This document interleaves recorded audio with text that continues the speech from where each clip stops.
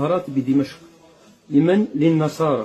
للنصارى الذين يسمون بالمسيحيين، والكلمة الصحيحة هي النصارى ليس المسيحيين. المهم النصارى رافعين الصليب، النصارى الكفرة الذين يؤلهون الله يثلثون الله، يقولون الله هو ثالث ثلاثة، يرفعون الصليب في دمشق.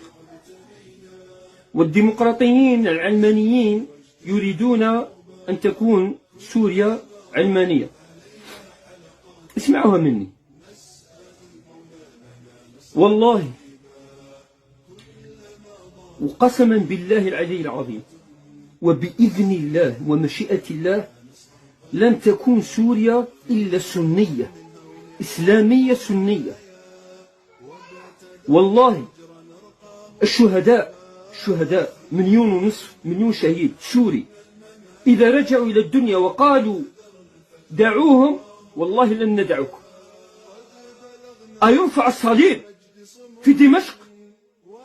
صليب الكفرة يرفع في دمشق؟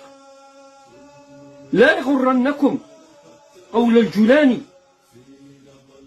سنعطيكم حقوقكم وتعيشون